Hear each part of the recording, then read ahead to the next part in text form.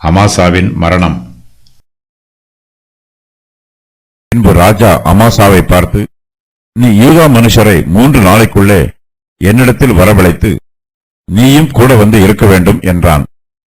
அப்பொழுது அமோசா யூதாவை அழைப்பிக்கப் போய் தனக்கு குறித்த காலத்திலே வராமல் தாமதித்திருந்தான்.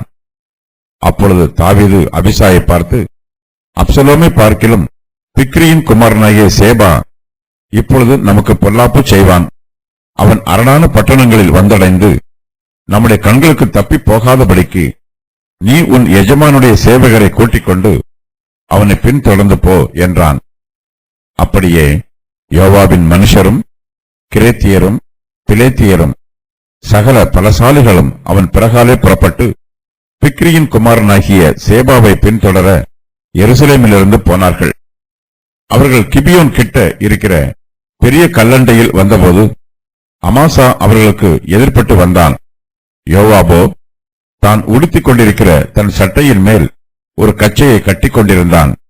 அதில் உரையோட ஒரு பட்டயம் அவன் இடுப்பண்டையிலே தொங்கிற்று. அவன் புறப்படுகையில் அது விழுந்தது. அப்பொழுது யோவாப் அமாசாவை பார்த்து, என் சகோதரனே, சுகமாயிருக்கிறாயா என்று சொல்லி அமாசாவை முத்தம் செய்யும்படி தன் வலது கையினால் அவன் தாடியை பிடித்து தன் கையில் இருக்கிற பட்டயத்திற்கு அமாசா எச்சரிக்கையாயிராத போது யோவாப் அவனை அவன் குடல்கள் தரையிலே சரிந்து போகத்தக்கதாய் அதனால் வயிற்றிலே ஒரே குத்தாக குத்தினான். அவன் செத்துப்போனான். அப்பொழுது யோவாபும் அவன் சகோதரனாகிய அபிசாயும் பிக்ரியின் குமாரனாகிய சேபாவை பின்தொடர்ந்தார்கள். யோவாபுடைய வாலிபரில் ஒருவன் செத்தவன் அண்டையிலே நின்று, யோவாபின் மேல் பிரியப்படுகிறவன் எவனோ, தாவீதின் பட்சத்தில் இருக்கிறவன் எவனோ அவன் யோவாபை பின்பற்றி போவானாக என்றான். அமாசா நடுவழியில் இரத்தத்திலே புரண்டு கிடந்தபடியினால் ஜனங்கள் எல்லாரும் தரித்து நிற்பதை அவன் கண்டு அமாசாவை வழியிலிருந்து வயலிலே இழுத்து போட்டான். அவன் அண்டையில் வருகிறவர்கள் எல்லாரும் தரித்து நிற்பதைக் கண்டு ஒரு வஸ்திரத்தை அவன் மேல் போட்டான். அவன் வழியிலிருந்து எடுத்து போடப்பட்ட பிற்பாடு எல்லாரும் கடந்து பிக்ரியின் குமாரனாகிய சேபாவை தொடர யோவாவுக்கு பின் சென்றார்கள். அமாசா இதற்கு முன்பு அப்சலோமின் படைத்தளபதியாய் இருந்தவன். தாவீது அவனை தன் பக்கமாக சேர்த்துக் கொண்டார். தாவீதின் ஆலோசனை பிரகாரம் சாதோக்கும் அபியத்தாரும் அமாசாவை நோக்கி, நீ என் எலும்பும் என் மாம்சமும் அல்லவோ? நீ யோவாபுக்கு பதிலாக என்னாலும் எனக்கு முன்பாக படைத்தலைவனாய் இராவிட்டால் தேவன் அதற்கு சரியாகவும் அதற்கு அதிகமாகவும் எனக்கு செய்ய கடவர் என்று தாவீது சொன்ன வார்த்தைகளை அவனுக்கு சொன்னார்கள். அமாசா இப்போது யோவாபுக்கு பதிலாக தாவீதின் படைத்தளபதியாய் இருக்கிறான். அமாசா உயர ஆரம்பிக்கும் போது அவனுக்கு வீழ்ச்சி வருகிறது. தாவீது எருசலேமுக்கு வருவதற்கு முன்பாகவே சேபா அவருக்கு விரோதமாக கலகம் பண்ணுகிறான். இஸ்ரவேல் மனுஷர் சேபாவை பின்பற்றி போயிருக்கிறார்கள். யூதா மனுஷர் மாத்திரமே தாவீதை சார்ந்திருக்கிறார்கள். தாவீது சேபாவின் கலகத்தை ஆரம்பத்திலேயே ஒடுக்க வேண்டும் என்று தீர்மானம் பண்ணுகிறார். இதற்காக ஒரு சேனையை திரட்ட வேண்டும் என்று தாவீது கட்டளையிடுகிறார். பின்பு ராஜா அமாசாவை பார்த்து, நீ யூதா மனுஷரை 3 நாளைக்குள்ளே என்னிடத்தில் வரவழைத்து நீயும் கூட வந்து இருக்க வேண்டும் என்று சொல்லுகிறார். யோவாபுக்கு பதிலாக அமாசா இஸ்ரவேலின் படைத்தலைவனாக இருப்பான் என்று தாவீது ஏற்கனவே வாக்கு பண்ணி இருக்கிறார். இப்போது தாவீது அமாசாவுக்கு ஒரு பொறுப்பு கொடுக்கிறார். அவன் யூதா மனுஷர் எல்லோரையும் தாவீதினிடத்தில் அழைத்து கொண்டு வர வேண்டும். அதை 3 நாளைக்குள்ளே நிறைவேற்ற வேண்டும். இஸ்ரவேலில் நடைபெற்றுக் கொண்டிருக்கும் கலகம் இதனால் அடங்கும். ஆனால் அமாசா தனக்கு குறித்த காலத்தில் வராமல் தாமதித்திருந்தான். தாவீது சேபாவை அழைத்து வருவதற்காக அபிசாயை அனுப்புகிறார். யோவாபும் அவனுடைய மனுஷரும் கிரேத்தியரும் பிலேத்தியரும் சகல பலசாலிகளும் சேபாவை பின்தொடர எருசலேமிலிருந்து போகிறார்கள். அந்த சமயத்தில் அமாசா யோவாபிற்கு எதிர்ப்படுகிறான். யோவாப் அமாசாவை கொன்று போடுகிறான். அதன் பின்பு அவன் அபிசாயோடு சேர்ந்து கலகத்தை அடக்குகிறான். இவ்வாறு யோவாப் இஸ்ரவேலின் படைத்தலைவனாக தொடர்கிறான். தாவீது ராஜாவின் கட்டளை பிரகாரம் அமாசா 3 நாளைக்குள்ளே யூதா தேசம் முழுவதும் சுற்றி போய் தாவீதுக்கு மிகப்பெரிய சேனை ஒன்றை ஆயத்தம் பண்ண வேண்டும். தாவீதின் கட்டளைப்படி அமாசா யூதாவின் மனுஷரை அழைக்கப் போகிறான். தாவீது அமாசாவுக்கு 3 நாள் மாத்திரமே கால அவகாசம் கொடுத்திருக்கிறார். ஆனால் அமாசாவோ தனக்கு குறித்த காலத்தில் தாவீதினிடத்தில் வராமல் தாமதித்திருக்கிறான். தாவீது அமாசாவை தன்னுடைய படை தளபதியாக நியமிக்க விரும்பினாலும் அமாசா சுறுசுறுப்பில்லாத சோம்பேறியாய் இருக்கிறான். ராஜா சொன்ன வேலையை அவனால் குறிப்பிட்ட காலத்திற்குள் முடிக்க முடியவில்லை. ராஜாவின் கட்டளைக்கு பூரணமாய் கீழ்ப்படியாமல் அமாசா தாமதிக்கிறான். சேபாவின் கலகமும் அதிகரிக்கிறது. அமாசா தாமதம் பண்ணினாலும் தாவீது சேபாவின் கலகத்தை அடக்க தாமதம் பண்ணவில்லை. அவர் சேபாவை உடனே அடக்க வேண்டும் என்று தீர்மானிக்கிறார். யோவாபின் தம்பியாகிய அபிசாயும் தாவீதின் படைத்தளபதியாயிருக்கிறான். அப்பொழுது தாவீது அபிசாயை பார்த்து, அப்சலோமை பார்க்கிலும் பிக்ரியின் குமாரனாகிய சேபா இப்பொழுது நமக்கு பொல்லாப்பு செய்வான். அவன் அரணான பட்டணங்களில் வந்தடைந்து நம்முடைய கண்களுக்கு தப்பி போகாதபடிக்கு நீ உன் எஜமானுடைய சேவகரை கூட்டிக் கொண்டு அவனை பின்தொடர்ந்து போ என்று கட்டளை கொடுக்கிறார். சேபாவின் கலகத்தை உடனே அடக்கவில்லை என்றால் அவனுடைய கலகம் பெரிதாகிவிடும். அதனால் இஸ்ரவேல் தேசத்திலே ஆபத்தான விளைவுகள் உண்டாகும். கலகத்தை முற்றவிட்ட பின்பு அதை அடக்குவது கடினமாயிருக்கும்.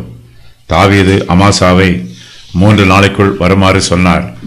அவன் வர தாமதித்தபடியினால் தாவீது அமாசாயை சோபாவுக்கு விரோதமாக அனுப்புகிறார். யோவாப் தாவீதின் படைத்தளபதிகளில் ஒருவன். ஆனாலும் தாவீது சேபாவின் கலகத்தை ஒடுக்குமாறு அவர் யோவாவுக்கு கட்டளை கொடுக்கவில்லை. அவனுடைய சகோதரனாகிய அமாசாவுக்கு தாவீது இந்த கட்டளையை கொடுக்கிறார். தாவீதின் சேனையில் யோவாபின் மதிப்பு குறைந்து போயிற்று. அவனுக்கு முக்கியத்துவம் இல்லை. யோவாப் அப்சலோமை கொன்று போட்டதினால் தாவீது அவனுக்கு தன் சேனையில் முக்கியத்துவம் கொடுக்காமல் இருந்திருக்கலாம். தாவீது யோவாபுக்கு பதிலாக அமாசாவை தன்னுடைய படை தளபதியாக நியமித்திருக்கிறார். இதனால் யோவாபுக்கு அமாசா மீது கோபமும் பொறாமையும் இருக்கிறது. தாவீதின் கட்டளை பிரகாரமாக அபிசாய் தன்னுடைய படை வீரரோடு சேபாவின் கலகத்தை ஒடுக்க புறப்பட்டு போகிறான்.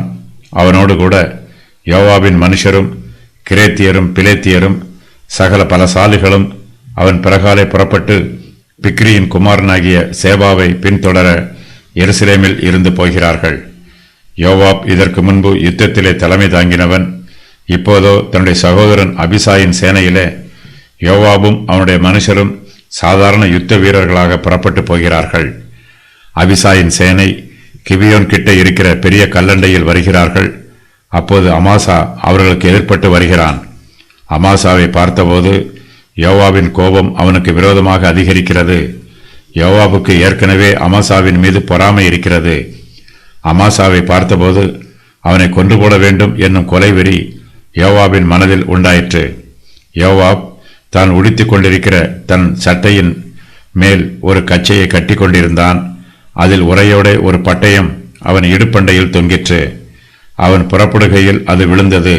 அப்பொழுது யோவாப் அமாசாவை பார்த்து, என் சகோதரனே, சுகமாய் இருக்கிறாயா என்று சொல்லி அமாசாவை முத்தம் செய்யும்படி தன் வலது கையினால் அவன் தாடியை பிடித்து தன் கையில் இருக்கிற பட்டயத்திற்கு அமாசா எச்சரிக்கையாயிராத போது யோவாப் அவனை அவன் குடல்கள் தரையிலே சரிந்து போகத்தக்கதாய் அதனால் வயிற்றிலே ஒரே குத்தாக குத்துகிறான். அமாசா செத்துப் போகிறான். தனக்கு எதிராக வந்த நபரை யோவாப் 2ஆம் முறையாக கொண்டு போடுகிறான். அமாசா செத்து போனான். இதனால் இஸ்ரவேலின் முழு சேனைக்கும் யோவாபும் அவன் சகோதரனாகிய அபிசாயும் பொறுப்பாக இருக்கிறார்கள். இஸ்ரவேலில் ஏற்பட்ட புதிய கலகத்தை இவர்கள் அடக்குகிறார்கள். அமாசாவின் சரீரத்தை வழியில் இருந்து வயலிலே இழுத்து போட்டு அதை ஒரு வஸ்திரத்தாலே மூடுகிறான். அதன் பின்பு இஸ்ரவேலின் சேனை யோவாபுக்கு பின் செல்லுகிறார்கள். யோவாப் தன்னுடைய சட்டையின் மேல் ஒரு கச்சையை கட்டி கொண்டிருக்கிறான். அதில் உரையோட ஒரு பட்டயம் இருக்கிறது. யோவாப் தன்னுடைய கச்சையை லேசாக அசைத்தாலும் அந்த பட்டயம் கச்சையிலிருந்து விழுந்துவிடும் வண்ணமாக கட்டப்பட்டிருக்கிறது. யோவாப் அமாசாவை பார்த்தபோது அவன் வேண்டுமென்றே தன்னுடைய கச்சையை அசைக்கிறான். அப்போது அவன் இடுப்பண்டையில் தொங்கின பட்டயம் கீழே விழுகிறது.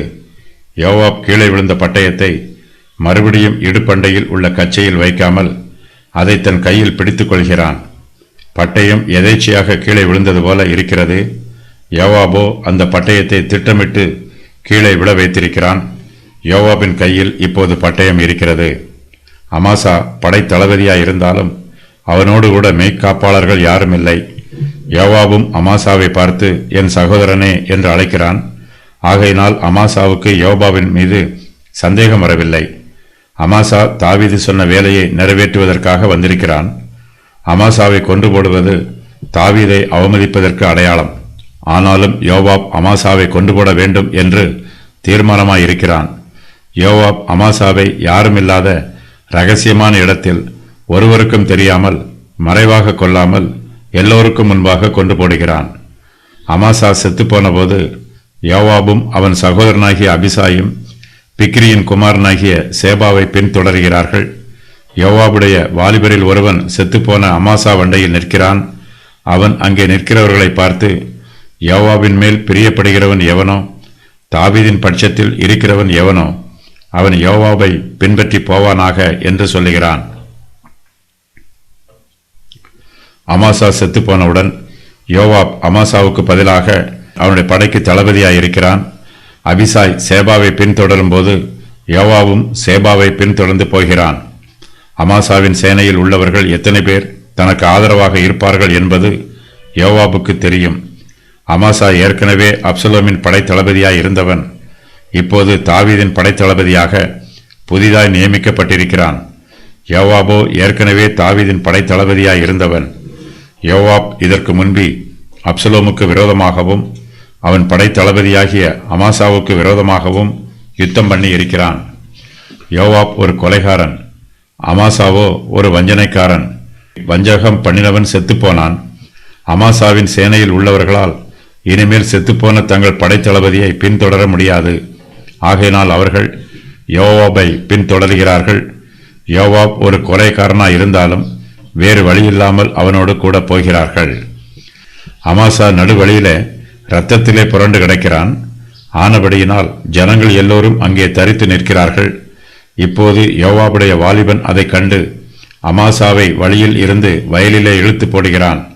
அமாசா வண்டையில் வருகிறவர்கள் எல்லோரும் தரித்து நிற்பதைக் கண்டு ஒரு வஸ்திரத்தை அவன் மேல் போடுகிறான். அமாசா வழியில் இருந்து எடுத்து போடப்பட்ட பிற்பாடு எல்லோரும் கடந்து பிக்ரியின் குமாரனாகிய சேபாவை தொடர யோவாபுக்கு பின் செல்கிறார்கள். அமாசாவின் சரீரத்தின் மீது ஒரு வஸ்திரத்தை போட்டு மூடியவுடன் தன்னுடைய கொலை குற்றம் மூடப்படும் என்று யோவாப் நினைக்கிறான். யோவாபை போலவே இந்த பிரபஞ்சத்தில் அநேக பாவிகள் நினைக்கிறார்கள். தங்கள் பாவங்களையும் அக்கிரமங்களையும் மறைத்து விட்டால் தங்களுடைய பாவ சுபாவம் வெளி உலகத்திற்கு தெரியாது என்று நினைக்கிறார்கள்.